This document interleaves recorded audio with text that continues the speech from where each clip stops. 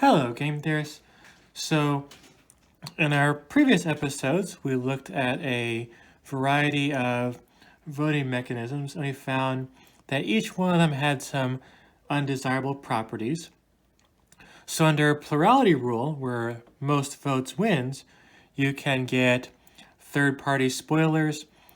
You also get strategic voting, and it also creates a two-party system which limits competition. Under majority rule, we had a couple of ways to deal with situations where no one gets a majority, but either way, there are still some bad things about those.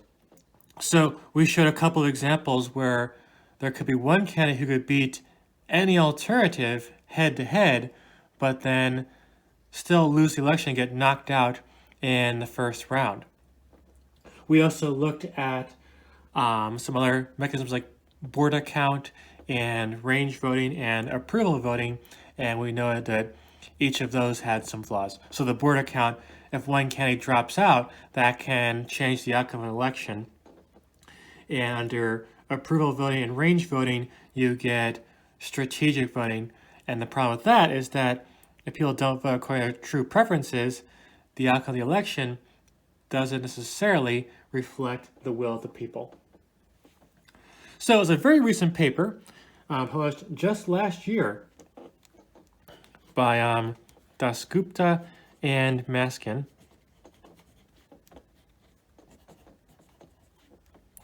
And they propose a system that has some pretty good properties.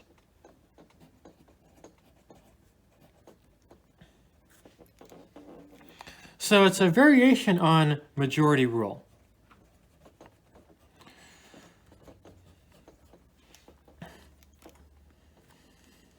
So what they do is that all voters rank all candidates, and then you look at each possible pair. So look at A against B, A against C, B against C, etc.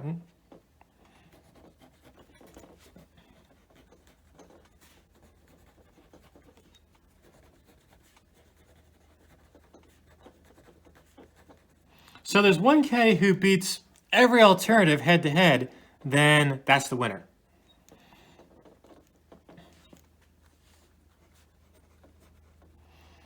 So by head to head, you look at who could get a majority. So that's why it's called majority rule, a variation on majority rule.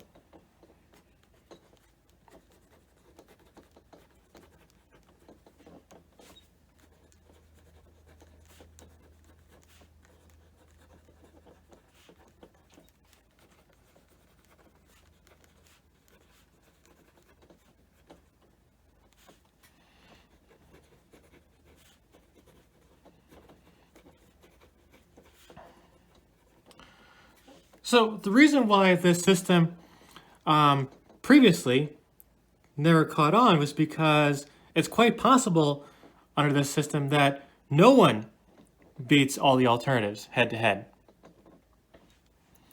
But the paper comes with a resolution to that. They say if no one beats everyone head to head, then pick at random from the top candidates.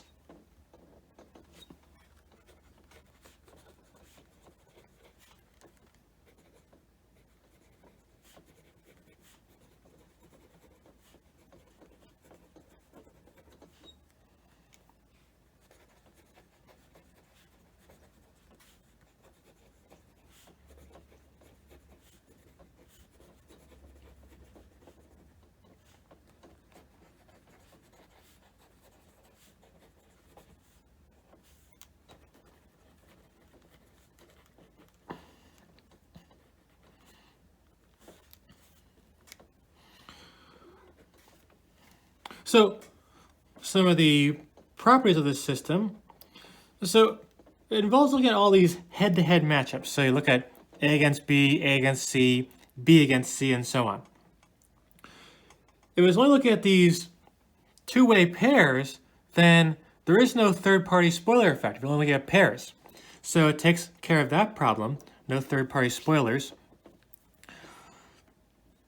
Another issue is strategic voting, but again, strategic voting, like we learned last time, only arises when you have 3 or more candidates. So if you're only looking at these head-to-head pairs, then there is no incentive for strategic voting. So that also gets taken care of.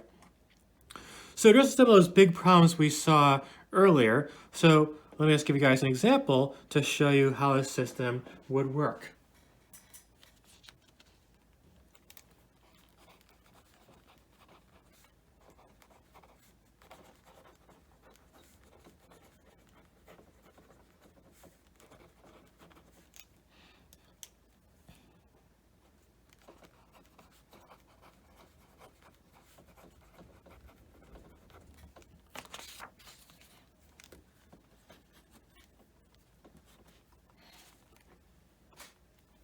So let's say we have 3 voters.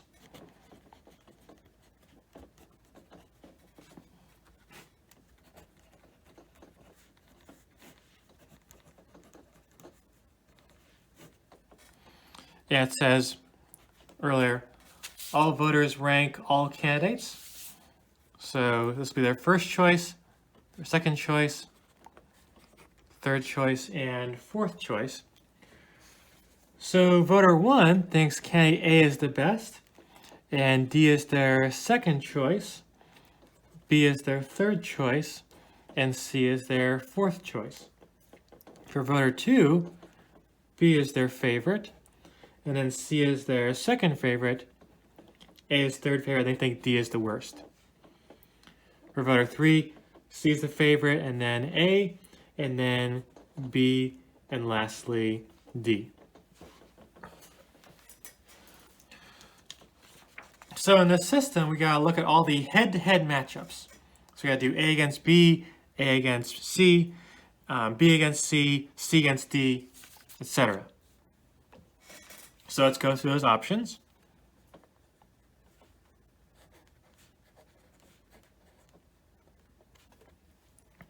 So if it's A against B, then voter 1 prefers A, voter 2 prefers B, and voter 3 prefers A.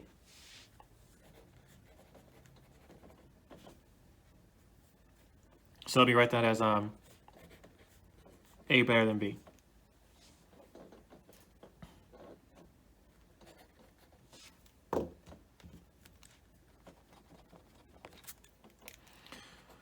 All right, how do I do A against C? So voter 1 prefers A over C. Voter 2 prefers C over A. And voter 3 prefers C over A. So 2 prefers C over A, so C wins.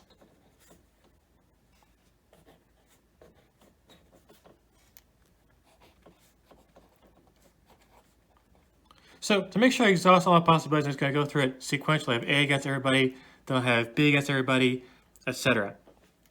So I don't make any omissions. A against D. So voter 1 prefers A.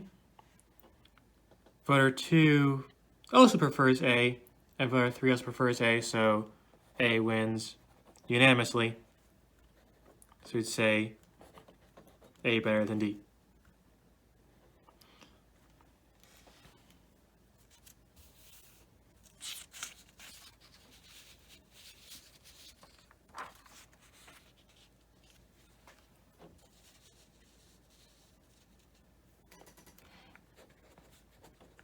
All right, so now I have B go against all the other options, so I'll rotate through the other alternatives against B.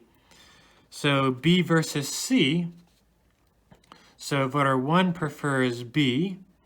Voter 2 also prefers B. Voter 3 prefers C, but voter 3 is outvoted. We have 2 people prefer B over C, so B wins.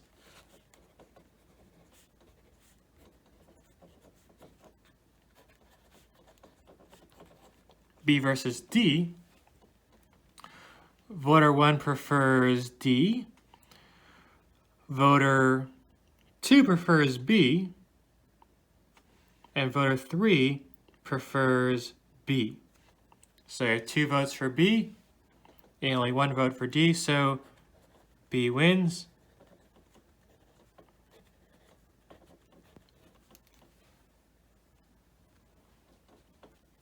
very last matchup would be C versus D. Voter 1 prefers D. Voter 2 thinks that C is higher ranked than D. And voter 3 also thinks C is better than D. So you have 2 votes for C, only 1 vote for D. So C wins. I write that as C preferred to D. All right, so I've gone through all these head-to-head matchups. So we said earlier, if one candidate beats all others head-to-head, that candidate wins. So first thing we check, there's someone who just beats everybody else.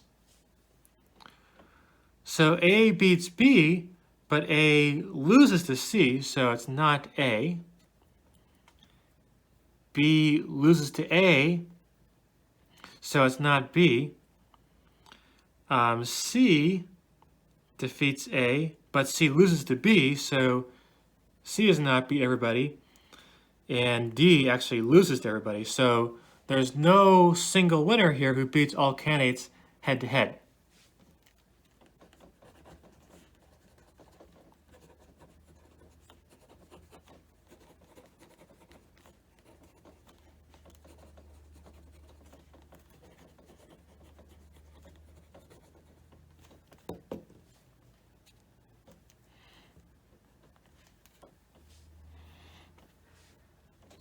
So you write down what's going on here. We have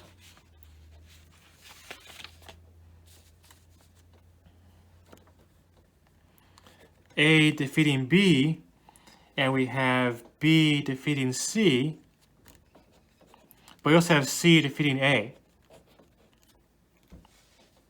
But everyone beats D.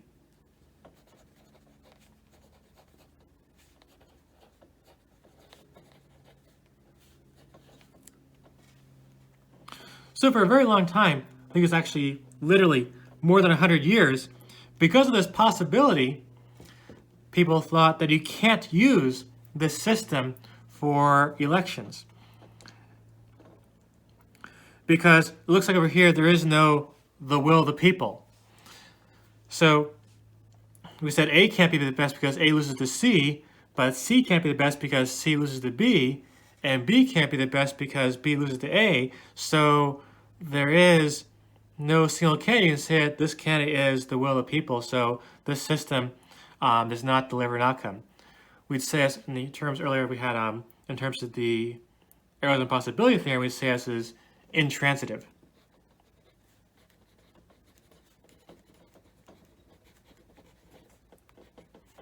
So the solution that Dasgupta and Maskin proposed to this is just you pick at random from the top candidates. And the top candidates here are A, B, and C.